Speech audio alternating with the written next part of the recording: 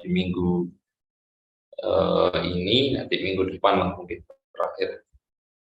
Atau kalau misalkan 15 pertemuan ya berarti masih 2 minggu lagi. Baik, di sini akan coba kita kemarin udah ada slide pengantar ya, soal analisa algoritma.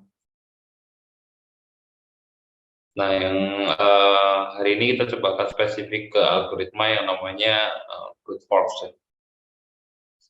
Jadi apa itu nanti algoritma brute force, terus masalah-masalah seperti apa aja sih yang nantinya bisa diselesaikan ya dengan menggunakan pendekatan algoritma brute force. Kalau secara definisi, brute force itu pendekatan yang lempang ya, atau straightforward, pendekatan ke depan untuk memecahkan suatu masalah. Jadi ibaratnya dia itu algoritma yang ada masalah apa di depan itu ditabrak terus gitu ya.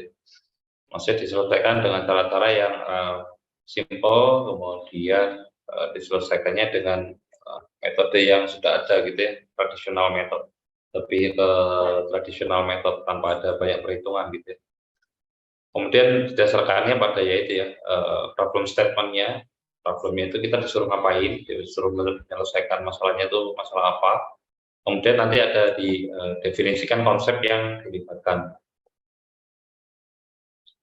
Nah, ini biasanya digunakan karena ya sangat sederhana, langsung dan jelas ya, atau obvious way. Jadi hanya lakukan saja ya. Jadi kayak misalkan kita ada masalah apa terus sama algoritma brute force-nya ditabrak aja lah ya. Jadi dia modelnya itu model tabrak. Ya, ini pakai kata-kata yang sederhana aja ya. Kalau misalkan secara konseptual, secara definitif gitu ya, pendekatan yang lempang atau straightforward untuk memecahkan suatu masalah. Contoh-contohnya mungkin yang bisa diselesaikan ya dengan brute force. Yang pertama itu mencari elemen yang terbesar atau terkecil gitu ya. Misalkan ada sebuah seranai rangkaian gitu ya, dan kita tuh disuruh mencari yang terbesar ataupun yang terkecil. Kalau kita ada sebuah data 1, 2, 8, kemudian 5 gitu. Nah, algoritma brute force itu nanti akan men-scanning ini ya, scanning, melakukan iterasi dan untuk mendapatkan nilai maksimum di bawah ataupun nilai maksimum yang bernilai 8 gitu ya. Jadi algoritma itu yang tadi ya, kenapa disebut kata sederhana itu tabrak terus gitu ya, karena dia membandingkannya satu-satu. Jadi yang ini dibandingkan dengan yang ini yang satu dibandingkan dengan 8, satu dibandingkan dengan 5, 2 dibandingkan dengan 1, 2 dibandingkan 8, 2 dibandingkan dengan 5, terus gitu ya, sehingga dapatkan nilai maksimum adalah ke nilai 8. Contohnya kayak gini ya, misalnya ini contoh code-nya, misalkan for K 2 menuju ke N itu jika A-nya lebih dari maksimum, maka maksimumnya menjadi A gitu ya. Tapi kalau selain itu maka tetap nilai maksimum gitu. Nilai maksimumnya sudah tersimpan gitu. Jadi dia diiterasi aja, iterasinya ada berapa nih, misalkan dari kita ingin mencari nilai maksimum array ke 0 sampai dengan array ke 4 gitu misalnya. Nah, ini di for loop, di looping. Kemudian jika nilai max yang awal itu kan 0 ya, misalkan nilai max inisialnya itu kan sama dengan 0 ya. Kemudian di for loop ya, di for loop. Maka jika max kurang dari atau data yang baru ya, ini new-nya itu adalah lebih dari max. Max awal di sini kan 0 ya, max awal 0, inisialisasi program. Maka kalau ada a new lebih dari max, maka maxnya di override ya, di override. Max sama dengan a new. Ya, jadi dia model brute force itu model ditabrak. Jadi kalau kita mencari maksimum ya kita scan gitu ya, kita for looping ada berapa data nih, kemudian kita bandingkan satu-satu ya. Kalau hanya dapat nilai lebih dari atau lebih kurang gitu ya, itu maka nanti maksnya di override nilai maksimumnya. Itu untuk mencari nilai maksimum atau minimum. Nah, ini berlaku untuk nilai minimum juga ya, nilai minimum. Jadi nanti misalkan kita mencari nilai minimum, berarti jika A-nya lebih dari maksimum, atau lebih dari minimum ya, kalau misalkan kita disuruh mencari minimum.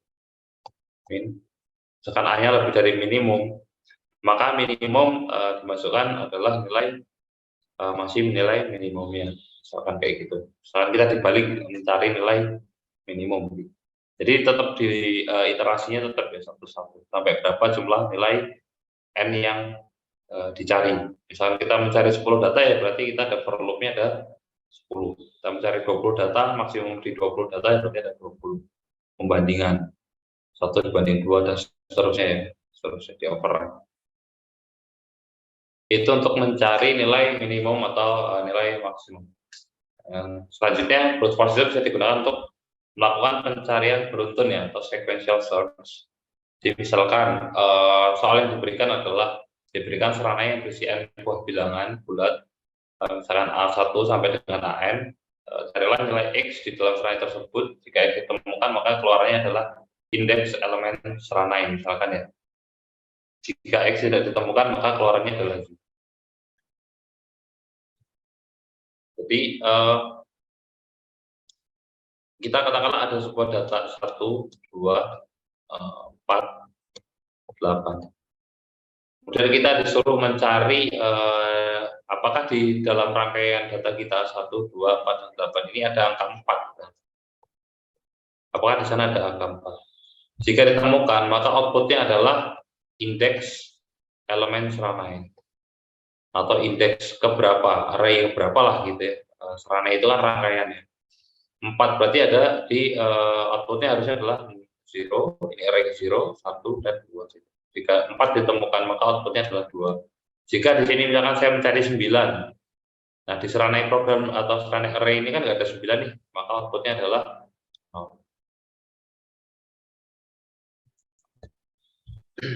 Itu misalkan ini contohnya. Jika tidak ditemukan maka indeksnya adalah 0. Jika ditemukan nanti indeksnya berapa gitu. Ini secara program, ini programnya nggak bagus ya, dalam artian kalian mungkin nanti akan ketemu dengan cara yang lain. Ini kan pakai panah ya, panah ini kan nggak bisa di-code ya, bisa di-code. Ini hanya sebagai contoh ataupun flowchart-nya nanti kalian alurnya seperti apa. Gitu.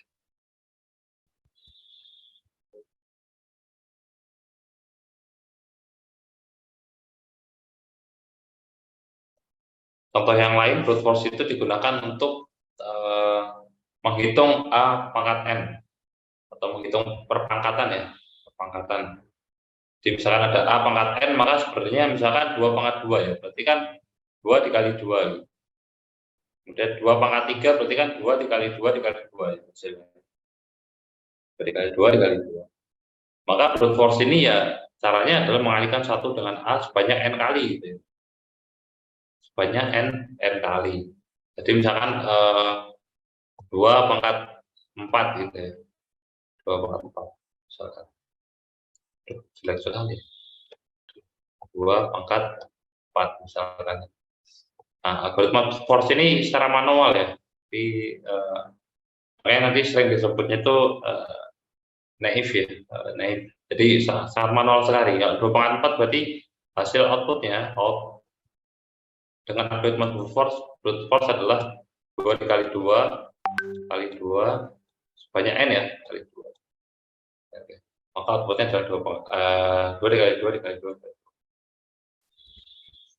Ini ya. Jadi hasilnya adalah hasil dikalikan dengan A. Sampai diiterasi ke N gitu.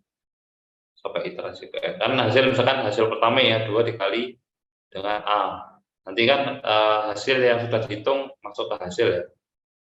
Nah, terus dikali terusnya iterasi selanjutnya, iterasi selanjutnya. Ini kalau diterapkan dalam kode bahasa gitu.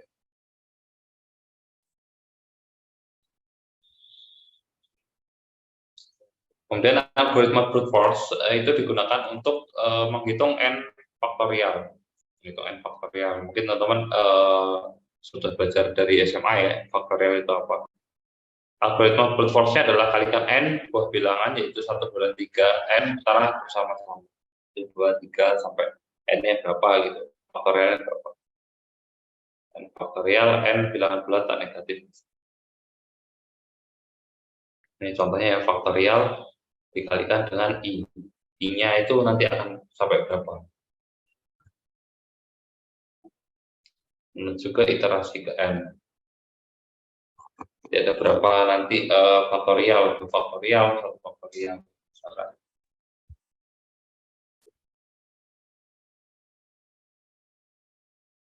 Nah, selanjutnya bisa digunakan lagi untuk mengalihkan dua buah matriks A dan B. Misalkan kita punya sebuah matriks, jadi kita akan sering di elektro ini selalu bekerja dengan matriks. Katakanlah saya punya matriks A itu isinya adalah 4, 2, 2, 1. Dan saya punya matriks B adalah 4, 2, 1. Maka saya harus nge-create ini ke dalam array ya, array A ya. Maka saya sebenarnya di sini punya A, array-nya, koma, baris, koma gitu ya. Maka nanti ada A 0,0, 0,1, berarti kan saya punya 0,1, 0,0, terus saya punya nanti A-nya, terus saya punya A 1,0, saya punya A 1,1, nilainya berapa. Nah ini cara nanti teman-teman belajar bagaimana cara menuliskan sebuah matriks ke dalam array. Jadi nanti search saja array in C variabel gitu misalnya, sorry array lagi matriks ya, matriks C variabel gitu misalkan. Jadi kalian bisa cari lebih banyak notasinya. Yang pasti kalau brute force kita fokusin ke brute force ada dia manual ya, manual. Artinya kalau perhitungan matriks itu baris kali kolom gitu misalkan, ya dia sama ya. Dia akan memasukkan dulu ke array, nilai array-nya berapa, kemudian diekstrak ya. Nah ini kan nanti akan jadi seperti ini, bahwa baris kali kolom nanti ditambah ya. Misalkan kita punya matriks ukurannya berapa kali berapa lah. Kalau yang tadi 24, 22 kita kalikan dengan 4, 2 misalkan. Berarti kan ini dikali ini ya. Ini dikali. Misalkan kayak gitu.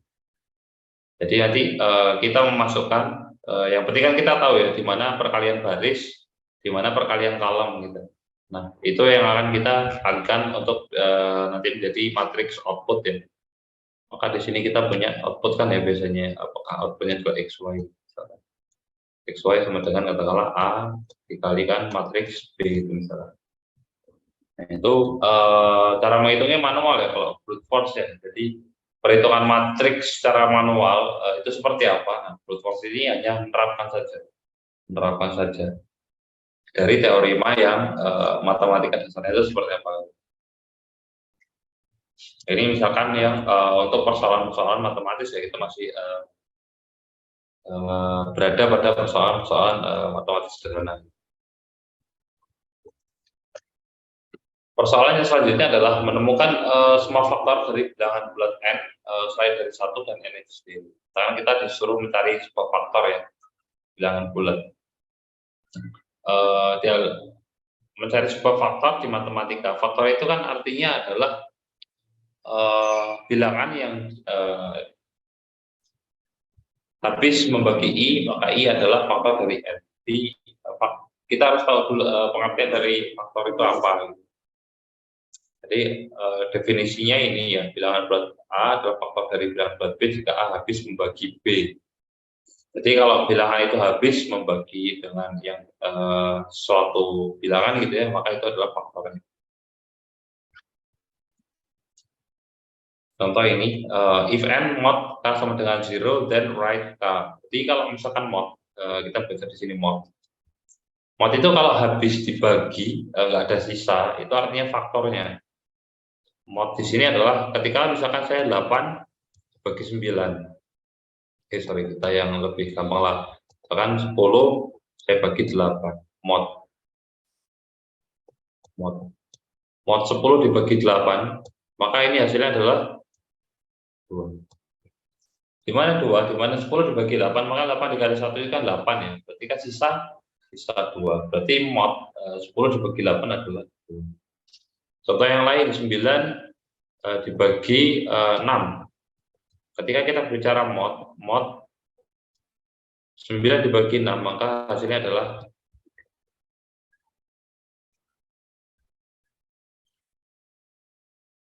nah, kalau 9 dibagi 9, maka kan 1 ya. Di 1 ini nanti diurai di sini. Karena itu misalkan faktornya ya kan, ini bilangan bulat selain 1 ya. Kalau 1 udah pasti dia faktornya nanti.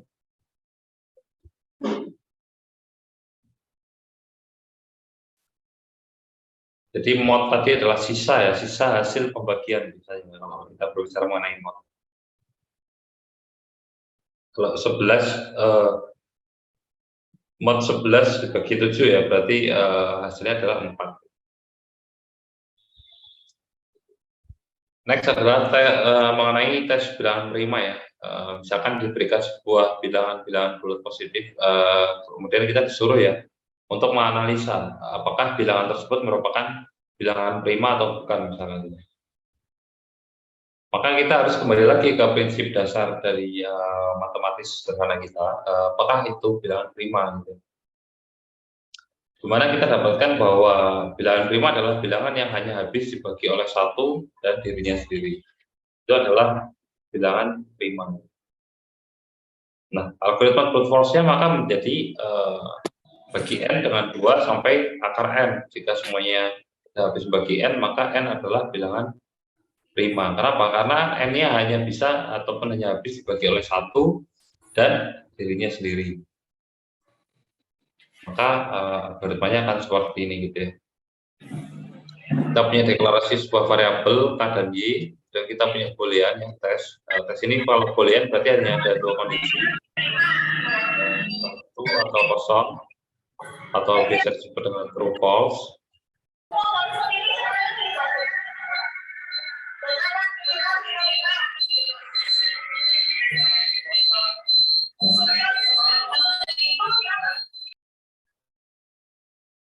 Oke, jadi bisa disebutnya kalau boolean itu true false atau kosong gitu ya.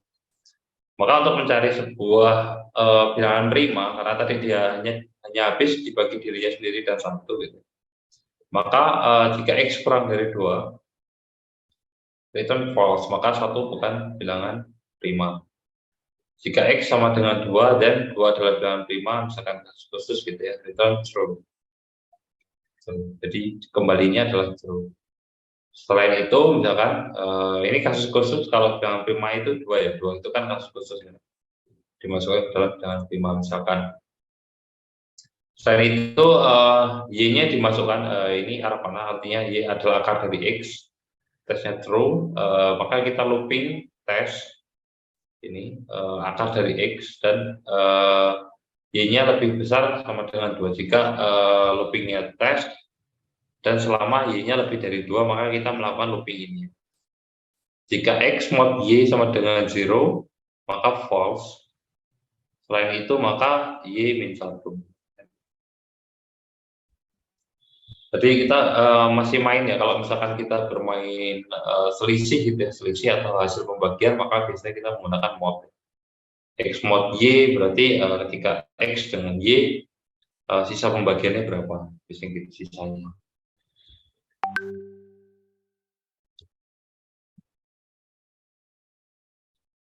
Yang selanjutnya, biasanya algoritma brute force ini digunakan ya untuk melakukan sorting, baik itu nanti sorting text maupun sorting value ya. Value misalkan kita ingin mengurutkan absen menggunakan brute force gitu ya, dari absen yang terkecil sampai dengan absen yang terbesar misalkan, atau mengurutkan tinggi dari tinggi yang terpendek itu sampai yang tertinggi gitu misalkan. Nah, untuk sorting ini nanti akan dibagi menjadi 2 tipe atau 2 cara atau metode. Teman-teman nanti ada namanya bubble sort, ada yang namanya selection sort. Bubble ini kan Nanti kan perbedaannya sebenarnya bubble sort dan selection sort ini sama ya. Dia akan memperlihatkan sebuah algoritma brute force. Kenapa terlihat di sana? Karena ya memang tadi ya straightforward sekali. Jadi ada masalah apa langsung diajar-ajar gitu ya. Ada data berapa ya berarti saya harus membandingkan sebanyak data yang diberikan gitu. Nah perbedaannya hanya di sini. Kalau bubble sort itu misalkan kita ingin mengurutkan ya 1, 8, 5, 6, katakanlah 2 gitu ya. Nah, kita misalkan ingin mengurutkan 1, 8, 5, 6, 2.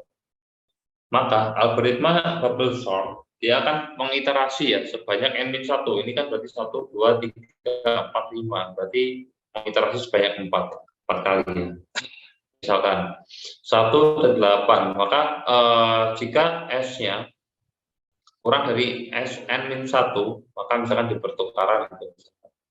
Jadi kalau kita mengurutkan dari yang terkecil sampai yang terbesar, maka iterasi yang pertama adalah 1 dibandingkan dengan 8, maka sudah sesuai ya, 1 tetap di angka 1, iterasi yang kedua, 8 dibandingkan dengan 5. Oh ternyata 5 itu lebih kecil dari 8, maka 5-nya pertukaran, artinya pertukaran 5,8. Iterasi yang kedua. Iterasi yang ketiga, di sini akan menjadi 8 ya. 8 dibandingkan dengan 6. Oh ternyata lebih kecil 6, maka ditukar lagi 15,6,8. Nah, iterasi yang terakhir membandingkan 8 dengan 2. Bandingkan 8 dengan 2. Oh ternyata lebih kecil 2, maka dihitung 1, 5, 6, 2,8. Nah, nanti diiterasikan lagi, ternyata 2 ini seharusnya adalah di setelahnya 1 gitu ya. Diiterasikan lagi ya, semuanya ada n-1 kali pas ya. Pas ke I, tetapi sampai elemen ke I. Jadi ya itu ya, satu-satu brute force. Kalau misalnya kita punya n data kayak gini, maka iterasi 1, 2, 3, 4. Ini untuk yang elemen yang satu aja. Nah, elemen yang selanjutnya juga perlu, elemen yang ini yang 2. Terus ya sampai elemen yang ke n-1. Jadi nanti akan iterasi yang kedua, maka 1 tetap, 5 tetap gitu ya, koma. Nah ini ditukar lagi, berarti 2 ke depan, 6,8. Terus iterasi selanjutnya sampai elemen yang ini gitu ya. Maka nanti di iterasi yang terakhir adalah 1, 2, 5, 6, 8. Jadi ketika kita menemukan data itu lebih kecil, maka ditukar ya array-nya. Misalkan ini awalnya adalah array ke 0, ini array ke 1. Nah ini ke 1, ini ke 2 ya. Jika array 2 dibandingkan dengan array ke 3 lebih besar array kedua, maka array kedua menjadi array ketiga menjadi array kedua. Jadi dia kalau si bubble sort ini dia satu-satu mengurutkan. Jadi kalau misalkan ketemu, oh ternyata lebih besar atau lebih kecil, maka langsung ditukar gitu ya kalau bubble sort. Jadi langsung ditukar. Nah perbedaannya apa dengan selection sort? Kalau selection sort dia itu modelnya mencari nilai maksimum ya, nilai maksimum atau nilai minimum tergantung kita itu ingin melakukan pertukarannya itu seperti apa. Jadi kalau yang tadi bubble sort itu kita satu-satu, kemudian kalau kita ketemu gitu ya nilainya tidak sesuai, kita langsung adakan pertukaran di sana.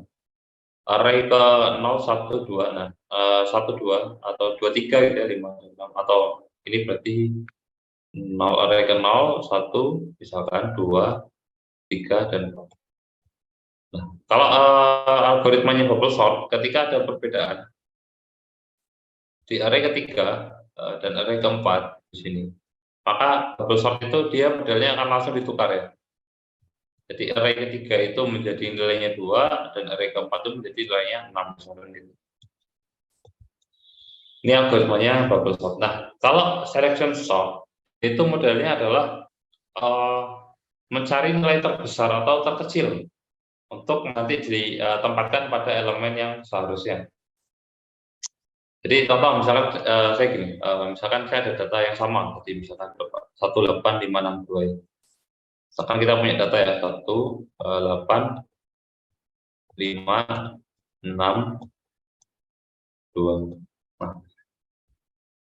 Nah, kalau kayak gini kita tergantung kita disuruh mengurutkannya seperti apa. Apakah mengurutkan dari terkecil misalkan dari terkecil menuju yang terbesar. Maka kita mencari nilai terbesarnya dulu atau nilai terkecilnya dulu. Di sini misalkan saya mencari nilai minimum, ada 1, 2, 3, 4, 5 data ya, 5 data. Jumlah datanya ada 5. Maka saya mencari nilai untuk elemen yang pertama, kita mencari nilai minimumnya dulu. Nilai paling minimum. Nilai paling minimum berarti tadi pakai yang prinsip yang pertama tadi, di pencarian nilai maksimum dan minimum ya. Nah, ketemulah nilai paling minimum, nilai minimumnya adalah 1, maka 1 itu ditempatkan pada elemen paling kiri. Nah, berarti kan sisa datanya adalah 4 ya. Berarti ini awalnya 5, sisanya berarti tinggal 4.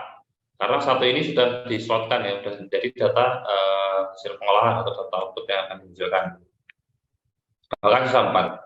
Nah, sisanya ini diterapkan lagi dengan algoritma pencarian nilai minimum atau nilai maksimum. Berarti kan tinggal sisa 8, 5, 6, 2 ya. Berarti kita tinggal sisa 8, 5, 6, 2. Nah, dicari lagi dengan algoritma tadi pencarian nilai maksimum atau nilai minimum. Jika ini kurang dari ini, maka nilai minimumnya di override gitu.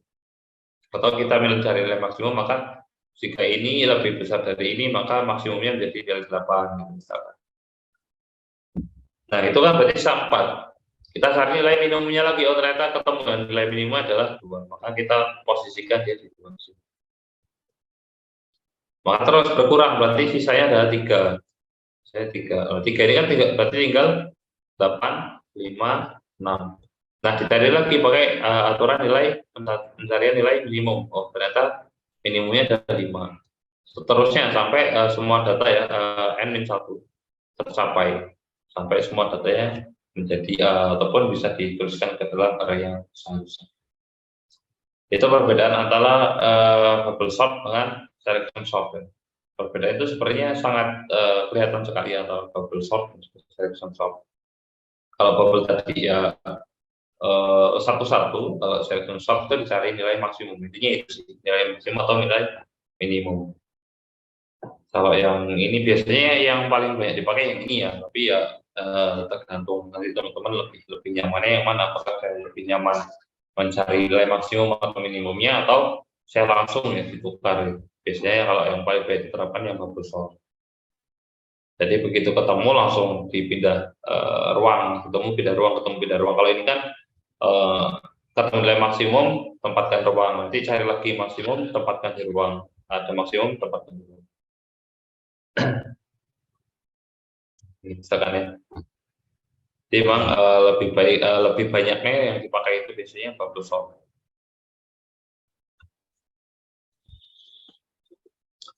Kemudian brute force itu nanti bisa diterapkan juga untuk mengevaluasi sebuah fungsi polinomial ya, atau nominal. Poli itu kan banyak ya, poli itu banyak. Nom itu berarti nominal ya, jadi sebuah nominal yang banyak gitu. Jadi algoritma brute force juga bisa dihitung ya, atau menghitung sebuah polinomial. Seperti misalkan apakah n kalikan nilai xi dengan ai lalu jumlahkan dengan suku-suku lainnya. Jadi nanti prinsipnya sederhana ya, kalau brute force itu ya tadi ditabrak hajar gitu. Jadi rumus sederhana atau rumus matematisnya seperti apa ya udah tinggal dikalikan saja gitu. Untuk x sama dengan t misalnya. Nah, ini kan tinggal dikali saja ya. Jadi hanya brute force itu dia apa ya, sederhananya itu hanya tambah bagi kali kurang. Nah, itu saja, tanpa ada penambahan sebuah fungsi yang lain. Jadi hanya memanfaatkan perkalian, penambahan, pengurangan, dan pembagian sederhana tanpa ada hal-hal yang lain. Improvement misalkan tetap ya tidak ada rumus tambahan di algoritma brute force ini, sebenarnya tidak ada rumus tambahan. Jadi kalau brute force itu ya hanya tambah, kurang, kali, kian. Hanya memanfaatkan 4 sign ini aja.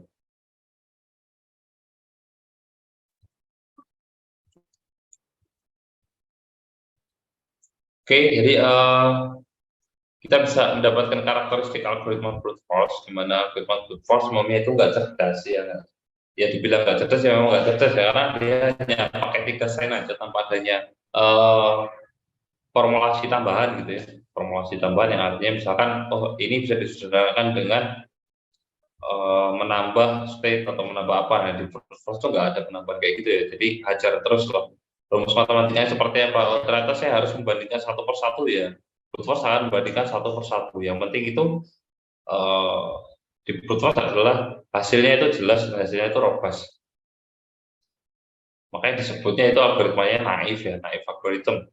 Ya, karena dia nggak mau pusing gitu ya. Kalau saya memang harus mencari satu-satu ya di brute force ini emang akan mencari satu persatu, walaupun akan mengeluarkan misalkan tenaganya itu berlebih ya.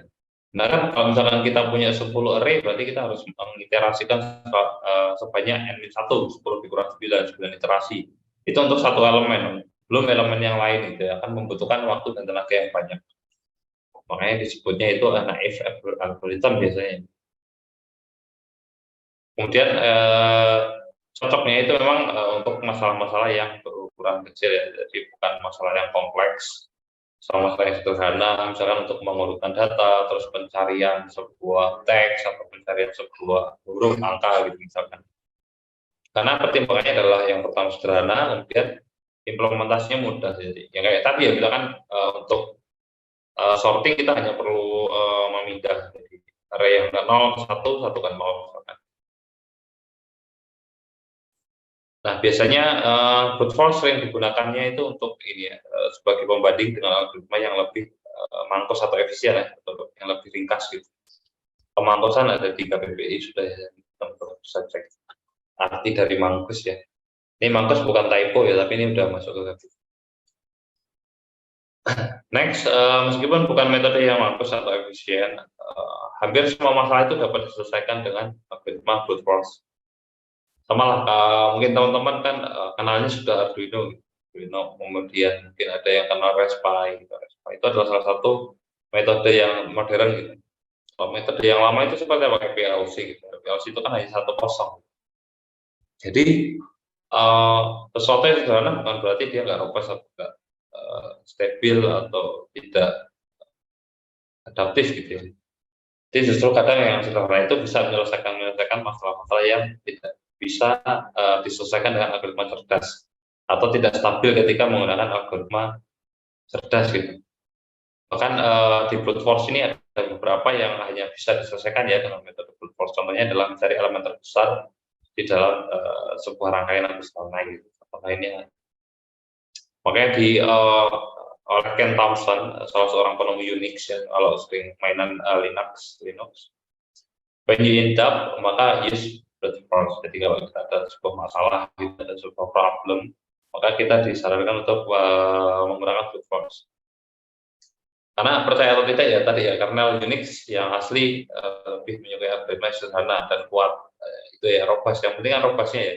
Jadi ada beberapa aplikatif nanti di teman-teman akan terjun ke dunia kerja misalkan, atau ada yang usaha atau yang gimana gitu ya. Sesuatu yang robust itu justru disusunnya atas komponen-komponen yang sederhana. Jadi contohnya mungkin tadi ya PLC, saya menyebutkan PLC itu lebih robust dibandingkan teman-teman membuat kayak misalkan ada menggunakan Raspberry atau menggunakan Beaglebone dengan algoritma yang luar biasa banyak gitu, dengan genetik algoritma dan lain-lain. Itu justru akan kurang robust dibandingkan dengan PLC yang hanya 1 kosong. Karena kan parameter kegagalan di PLC, misalkan yang hanya menggunakan logic 1-0 itu kan 50-50 ya, antara 1 atau 0. Kalau nggak 1 dan, tapi kalau kita menggunakan algoritma cerdas, maka kita misalkan ada sebuah perhitungan misalkan di fuzzy gitu ya, aggregation if x maka ini, if x maka ini, maka variabel untuk error dia akan semakin banyak. Sama misalkan nanti teman-teman belajar PID gitu ya, PID, proporsional integral dan derivatif. Nah, PED ini udah ada konstanta ya, masing-masing PED itu punya konstanta, ini punya konstanta, punya konstanta. Jika konstantanya nggak sesuai, maka sistemnya menjadi not stable. Nah, itu kan menjadikan sebuah parameter tambahan di mana membuat sistem kita itu kurang robust. Makanya yang sederhana justru biasanya itu membuat sistemnya itu robust.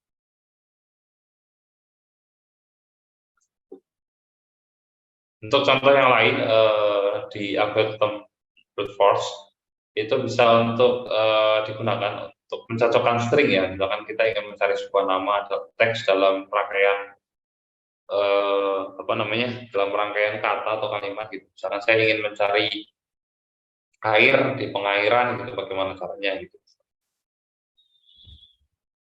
Nah, step by stepnya itu yang pertama adalah pattern dicocokkan pada teks awal. Patternnya itu apa yang ingin dicari. Misalkan tadi air di sebuah kalimat apa gitu misalkan ya.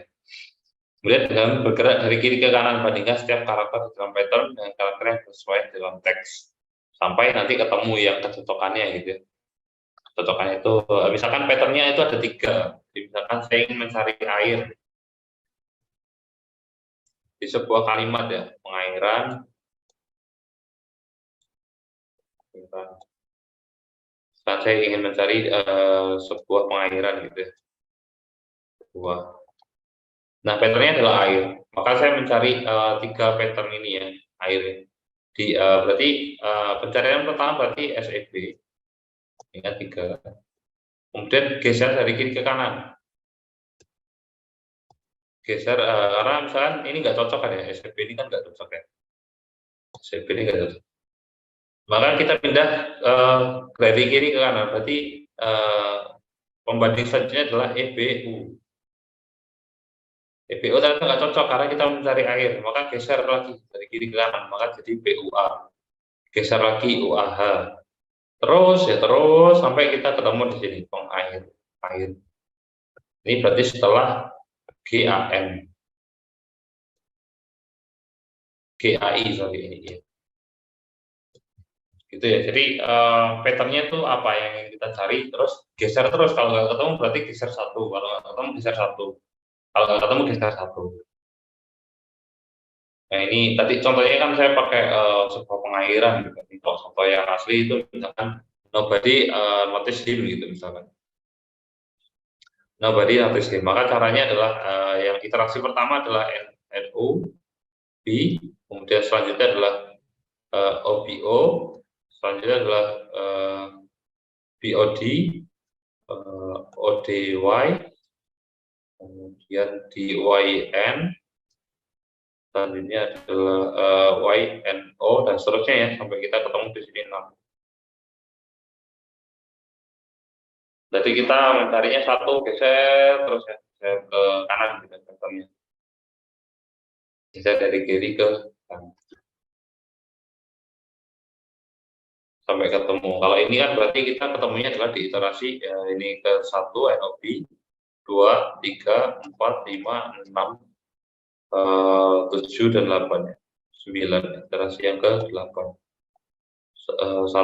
2, 3, 4, 5, 6, 7 ya, ke 8 ya. 8 setelah iterasi ke 8 atau ke 7 nanti kita baru ketemu dengan 6. Atau misalkan kita pengen mencarinya kenapa gesernya satu-satu ya? Karena kan kita nggak tahu jumlah kata ini berapa, jumlah kata ini berapa. Jadi kalau brute force tadi kita nggak tahu sebenarnya itu jumlah kata ini berapa dan katanya itu apa gitu. Sebenarnya kan kita bisa ya melakukan algoritma yang sederhana. Katakanlah jumlah awalnya misalkan 3 gitu ya. Ini kan pattern awal kita kan jumlah katanya kan ada 3 nih, ada N, O, dan T gitu ya.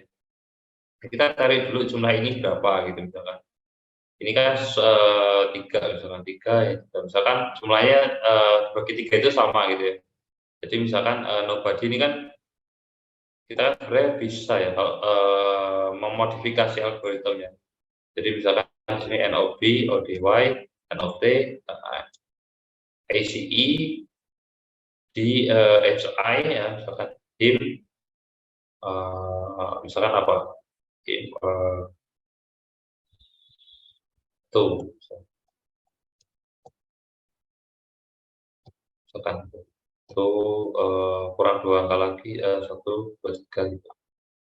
Itu as misalnya. Nah, misalkan jumlahnya kan kita sebenarnya bisa mendeteksi dulu gitu kan, memodifikasi algoritma. Jika ada 1, 2, 3, 4, 5, 6, 7 ya. Misalkan ada 7. Di sini berarti ada 21 ya. 21. Misalkan ada sebuah rangkaian kalimat gitu, jumlahnya 21 dan yang kita cari adalah pattern-nya 3. Maka sebenarnya 3 itu kan faktor dari 21 katakanlah. Maka kita mencarinya nggak geser satu-satu, tapi gesernya langsung 3-3 gitu ya. Bisa aja gitu. Tapi kalau brute force ya dia nggak bisa, dia harus diantaranya itu satu-satu, geser satu, geser satu, geser satu, geser satu. Ini yang selanjutnya ya, sama ya. Ini kita mencari sebuah patternnya itu adalah 001, 011 itu ya. Ini yang akan kita cari. Ya maka kita nyari satu-satu dari awal ya. Ini ada berapa angka? 1, 2, 3, 4, 5, 6 ya, ada 6. Maka kita cari 6. 6 itu 1, 2, 3, 4, 5, 6. Maka ini adalah iterasi kita yang pertama. Dan seterusnya ya, 0, 1, terus bergeser hingga 00, 1, 0, 1, 1. Berarti ini akan ditemukan di iterasi yang ke-9. Ketika sudah stop ya, maka sudah berhenti.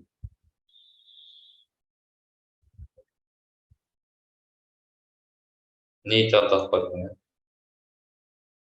Kemudian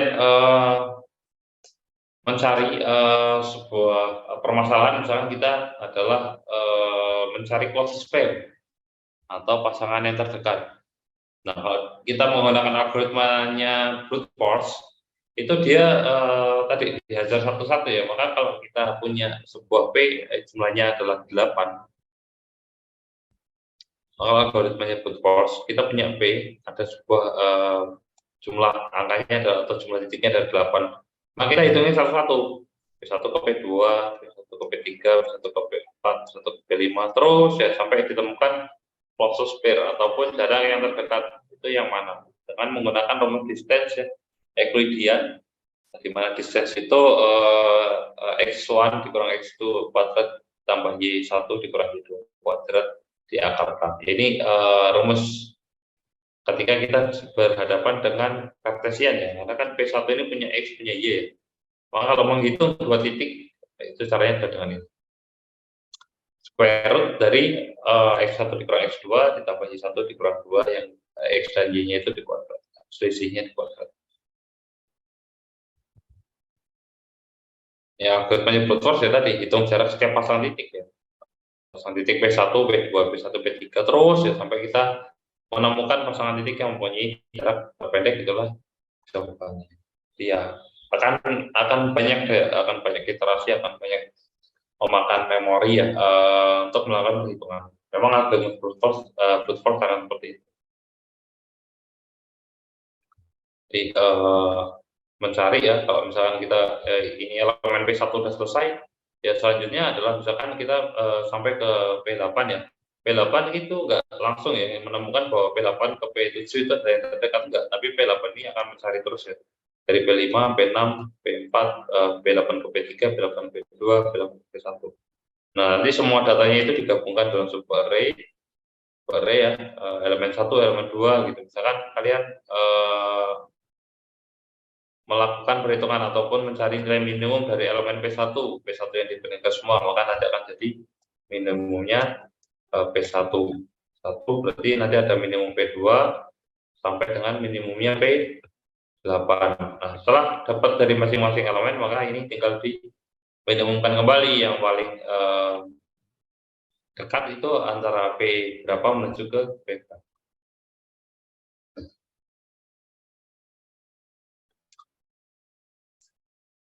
Oke, jadi kekuatan atau kelebihan ya, kelebihan dan kelemahan metode brute force. Untuk kelebihannya ya metode brute force itu dapat digunakan untuk memecahkan hampir sebagian besar masalah ya. Jadi dia wide applicability-nya itu luas gitu ya.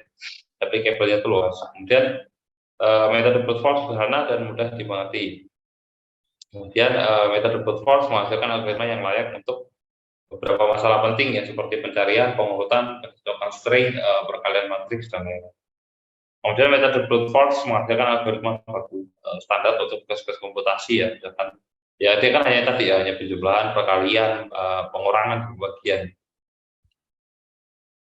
Kelemahannya ya kurang kurang ini ya kurang kompak atau kurang efisien karena dia harus menghitung satu. Kemudian beberapa algoritma brute force ini lambat karena ya tadi ya kalau misalnya kita mencari closest pair ada 8 titik berarti kita harus membandingkan satu elemen ke 8 elemen yang lainnya, kemudian dicari minimumnya. Nanti kita harus mengklasifikasikan lagi dan mencari minimumnya pasangan paling minimum. Jadi cukup lambat ya kalau kita berbicara mengenai misalkan hasilnya ada 100 ya, maka membandingnya nanti akan menjadi lebih banyak. Tidak sekonstruktif atau sekreatif teknik pemecahan masalah lainnya. Iya, karena kan di sini nggak ada penambahan fungsi ya, nggak ada penambahan fungsi, artinya tekniknya benar-benar tradisional, secara matematis itu penyelesaiannya seperti apa, hanya menggunakan 4 sign, tambah bagi kurang pengurangan dan perkalian gitu. Mungkin itu kalau masalah brute force dari sini ada enggak mungkin ada yang bertanya.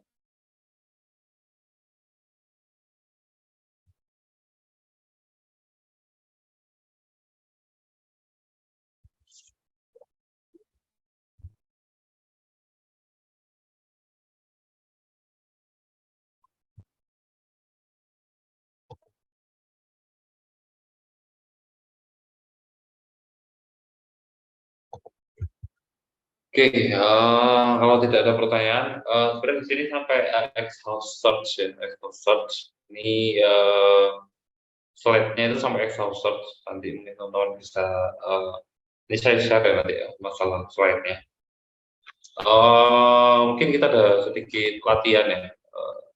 Kalau yang tadi PMCRC itu kelompok, tapi deadline-nya cukup sempit ya, dan saya tidak bisa menyamakan karena RD ini adalah kuliah pengganti ya, dan kita kuliahnya di malam, jadi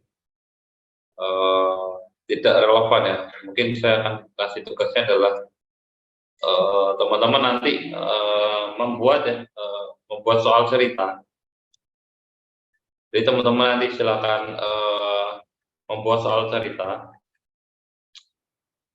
dengan kreativitas masing-masing teman-teman ya, masing-masing kan mempunyai kreativitas masing-masing gitu. Dalam penerapan misalkan penerapan itu adalah untuk ini ya, yang pertama itu adalah mencari nilai terbesar atau terkecil. Jadi teman-teman nanti silakan bikin soal cerita ya, soal cerita. Misalkan ada sebuah, misalkan ada siapa ya, si Rini itu, si Rini memiliki ini dalam sebuah keranjangnya, maka si Rini itu butuh menentukan ya berat maksimum atau yang berat maksimum apel yang dibawa gitu misalkan. Itu kan salah satu soal cerita ya. Jadi kalian bisa mengembangkan sendiri teksnya itu nanti akan seperti apa. Jadi teman-teman nanti silakan per orang itu mencari ya atau membuat soal cerita dari kreativitas kalian masing-masing mengenai yang pertama dalam mencari nilai terbesar atau yang terkecil. Kemudian yang selanjutnya adalah pencarian beruntun ya, mencari sebuah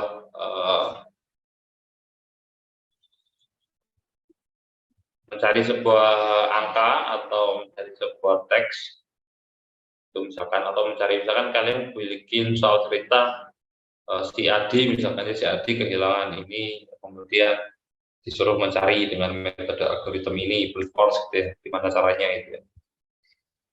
Jadi ada sebuah soal cerita yang kalian kembangkan gitu. Jadi kalian silakan membuat soal sendiri. Jadi bikinlah soal sendiri tapi dalam bentuk cerita ya, cerita. Jadi kembangkan kira-kira itu problem statement atau problem di kehidupan nyata itu kita selesaikan dengan metode brute force. Problem itu yang seperti apa? Sekalian mengarang sendiri gitu ya, persoalan itu seperti apa. Dan yang selanjutnya tadi ada dua ya, selanjutnya adalah mengalihkan matriks ya, mengalihkan matriks, perkalian matriks. Matriks size matriksnya terserah kalian, tapi ya kalau bisa 2 kali 2 ya, minimal. Kemudian mungkin yang terakhir pengurutan ya, pengurutan dengan metode bubble sort, dan juga selection sort. 5. Jadi ada 5 ya, ada 5 case soal.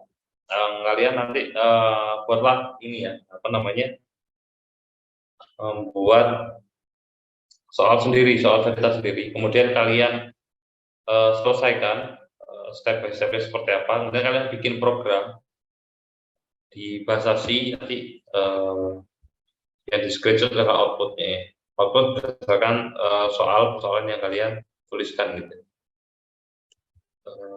Buat soal cerita tentang masalah yang di bawah tadi. Kemudian buatlah dalam pemrograman bahasa C ya. Nanti dikumpulkan di apa namanya, dalam bentuk PDF ya, kumpulkan dalam bentuk PDF. Satu orang satu ya, apa namanya. Jadi masing-masing akan membuat 1, 2, 3, 4, 5, hanya 5 case saja ya. Jadi kalian bikin apa namanya, persoalan kalian sendiri dan kalian coba selesaikan sendiri dengan metode yang tadi udah ada yang dijelaskan atau menggunakan brute force. Itu seperti apa? Dikembangkan apa namanya, pola berpikir ya. Kira-kira itu masalah ini saya bisa selesaikan nggak sih dengan metode pengurutan, atau pengurutan yang lebih optimal itu yang mana sih? Apakah saya menggunakan bubble sort, apakah saya menggunakan selection sort gitu ya, selection sort. Itu kira-kira permasalahan seperti apa yang bisa saya selesaikan dengan metode itu gitu. Mungkin itu ada pertanyaan untuk deadline-nya adalah di hari Jumat ya. Jumat ini berarti 1, 2, 3 hari ya. Deadline-nya di hari Jumat. Ada pertanyaan?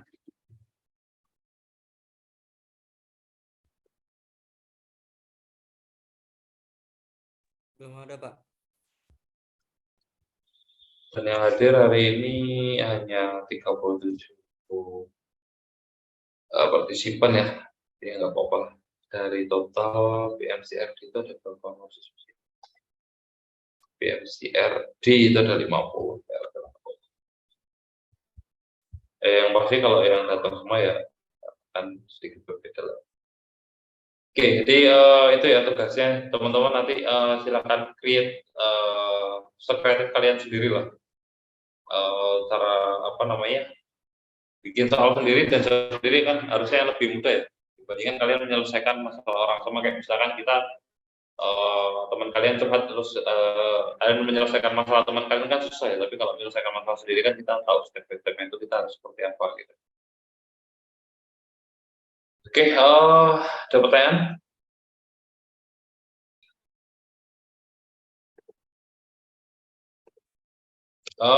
Kalau yang UTS kemarin ada ini Pak Pur ya, RC itu siapa ya? RC Pak siapa? Dengan Pak siapa kemarin sebelum UTS? RD Pak Pur ya? Pak. Oh, Pak Pur itu udah share hasil UTS-nya atau di share atau enggak ya? Saya belum dapat info. Oh. Kemarin kontrak kerjanya berapa? UTS berapa? UTS berapa? 30%.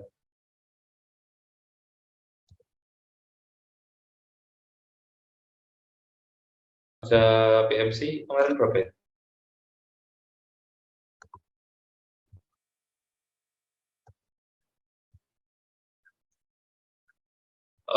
Kontrak kerja kalian di PMC ya, itu ETS berapa persen ya? Yang awal kan pasti diberikan ini ya, kontrak kerja, kontrak kuliah Kontrak kuliah kalian berapa persen ETS? EAS berapa persen? ETS berapa persen?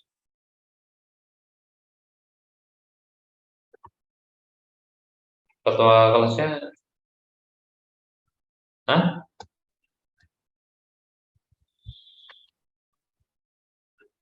Kalau nggak salah itu kemarin Pak antara 25% atau 30 gitu Pak. Kalau nggak salah Pak.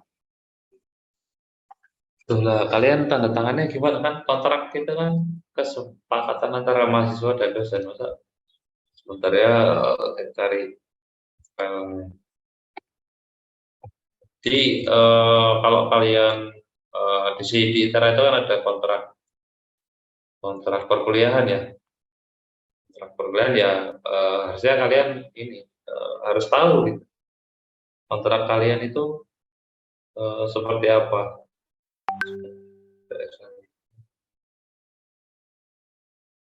Masa kalian tanda tangan kontrak tapi nggak tahu kontraknya apa.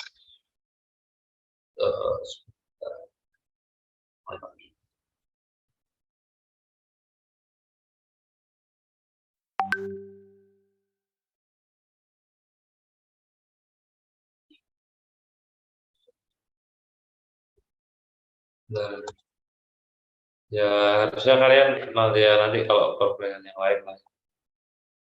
Jadi saya juga belum dapat draft ininya ya, karena belum diserahkan semua ke Pak Hari.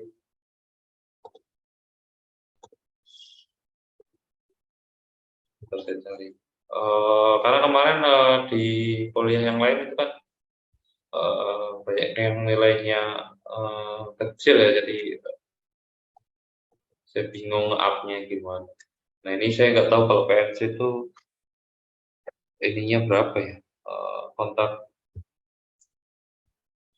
Ketua kelasnya siapa? Mas ini ya, siapa? Arif Kurnia ya. Mas Arif nanti minta filenya ke Masnya nggak megang kontrak kuliah sign-nya. Oh, oke.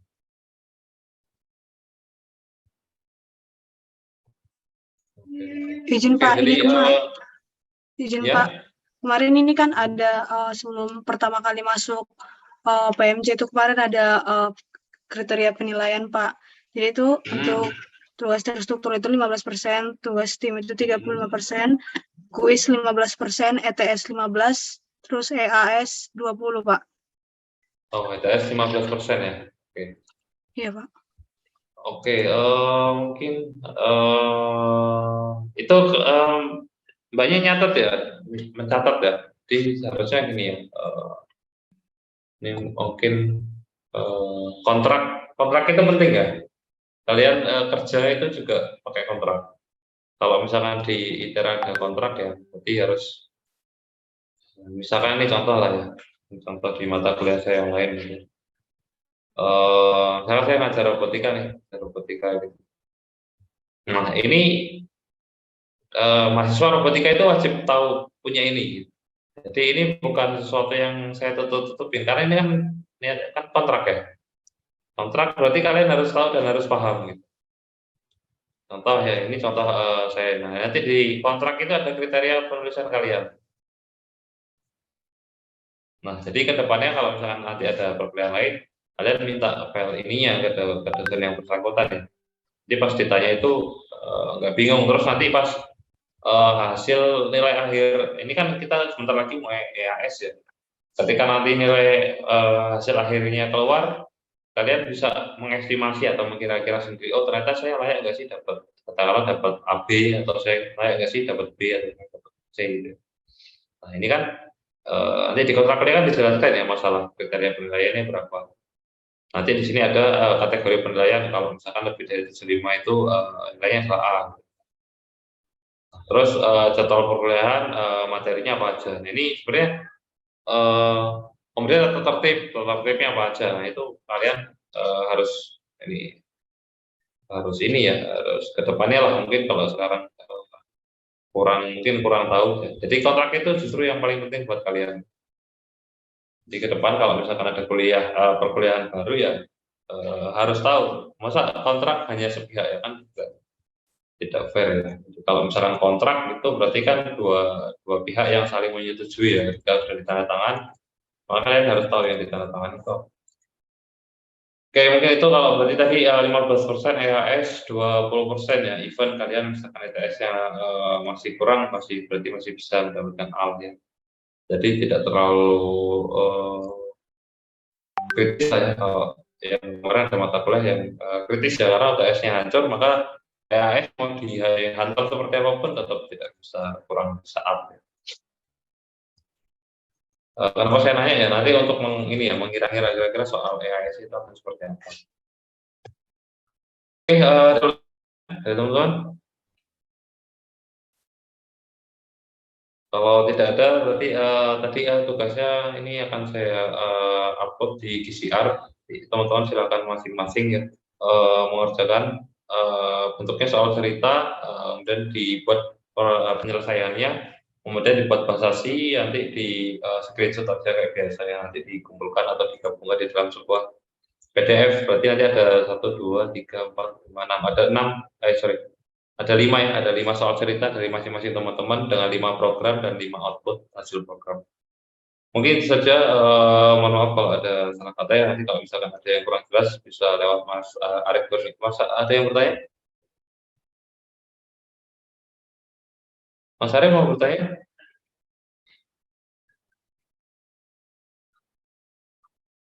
Ya kalau sekarang ya udah terlambat Mas kan, kalian udah tanda tangan. Jadi kontrak itu di awal ya, di setiap awal pekan nanti ini mungkin pembelajaran nanti kalian buat nanti kalau yang kontrak ini saya bisa minta langsung ke Pak Pur sih. Saya tadinya saya cuma mau ngetes kalian ya, kalian itu tahu kontrak kalian atau enggak. Jadi mungkin ke depan di perkuliahan semester genap ya, kalau misalkan ada ditanyakan masalah kontrak ya kalian harus punya kontraknya dan harus tahu ya kontraknya itu seperti apa. Tadi saya hanya ngetes saja Mas Arief ya, kalian itu tahu kontrak kalian kuliah itu atau enggak? Hanya itu aja sih, ya, cuma pengen tahu aja sih. Jadi kontrak itu penting. Kalian harus tahu kontraknya. Kalian nggak tahu kontraknya gimana? Gini itu. Ada lagi Mbak Nurbaiti mau bertanya? Iya Pak, izin bertanya, buat deadline itu ada penambahan nggak sih Pak? Soalnya Hari Jumat nggak ada. soalnya kalau apa namanya hari Jumat tuh ngerasanya kayak masih kurang gitu Pak. Soalnya sambil ini juga kan masih belum memahami banget ya Pak ya. Jadi kayak sambil sambil mempelajari lagi gitu. Jadi apalagi ini kan 5 ya Pak ya. Jadi apa namanya? Sambil memahami gitu loh Pak. Terus itu tuh soalnya itu per 5 materi itu beda-beda soal atau jadi satu gitu Pak? Soalnya beda-beda ya kan. Tadi kan ada case-nya kan macam-macam, ada pengurutan, kemudian ada perkalian matrik. Nggak mungkin dalam satu soal cerita ya. Kalian bikin 5 soal cerita yang berbeda-beda. Jadi kan ada 5 soal berbeda ya, antara 1, 2, 3, dan 4, 5. Kemudian kalau untuk deadline ya, kalian nggak ada praktikum yang berat kan ya. Jadi harusnya 1 hari, 2 hari, 3 hari ya. Jumat itu kan 3 hari dari sekarang ya.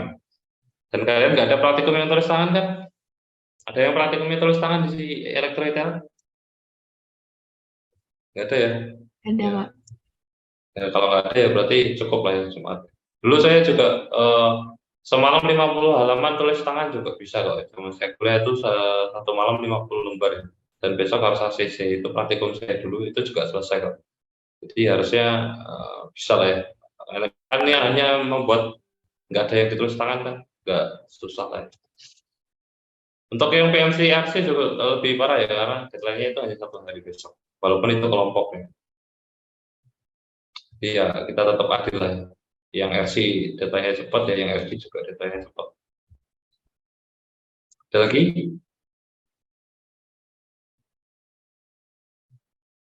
Oke, kalau nanti ada pertanyaan lagi mungkin lewat Mas Arief Kurnia Ramadan ya. Nanti Mas Arief kalau ada pertanyaan bisa direct WA ke saya. Mungkin saja udah malam juga.